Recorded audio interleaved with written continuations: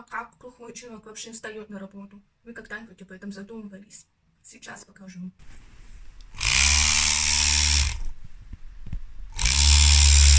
До покупки этого замечательного будильника меня раньше будили родители. Ну, когда надо было вставать в школу, меня просто толкали, очень сильно толкали причем, потому что плохого человека так просто не разбудить. Эти смарт-просветы, фитнес-часы, полная херня. У меня такие вещи вообще не будет. Я с ним уже спала, мне это не помогало вообще. Мне помогает только такой мощный будильник, чтобы вся кровать тряслась, и все такие проснулись тоже вместе с этим будильником.